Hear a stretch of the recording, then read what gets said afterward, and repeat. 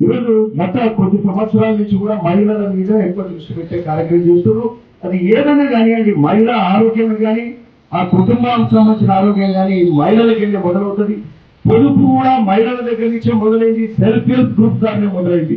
ఈరోజు రాష్ట్ర ప్రభుత్వం కూడా మహిళలు సుసంపన్నులు కావాలి, కోటీశ్వరులు కావాలనే ఆలోచనతోటి ఈరోజు రాష్ట్రం మరి ముఖ్యమంత్రి రేవంత్ రెడ్డి గారు ఆలోచన చేస్తున్నారు. ప్రజా పాలన ముఖ్య ఉద్దేశంగా పెడుతున్నారు.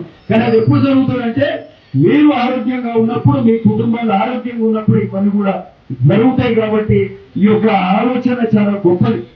అన్నిటికంటే మించింది ఆరోగ్యమే మహాభాగ్యం అంటారు. ఆరోగ్యం లేని ఏం చేయలేదు. ఈరోజు ఆరోగ్యానికి లక్షల రూపాయలు పెడుతున్నాం.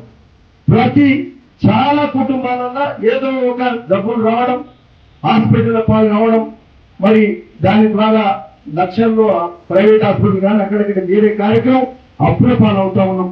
అవన్నీ కూడా తప్పించుకోవాలి. అవన్నీ కూడా ఉండొద్దంటే ఎప్పటికప్పుడు మనం ఆరోగ్యం మంచిగా చూసుకోవాలి. అందులో భాగంగా ఈరోజు మరి ఆ కార్యక్రమాలు ముఖ్యంగా మహిళలు ఈ అంగన్వాడీ కానీ ఆశా వర్కర్లు కానీ ఈరోజు గర్భిణీలకు ముఖ్యంగా మేలు చేసే కార్యక్రమం చేస్తుంది.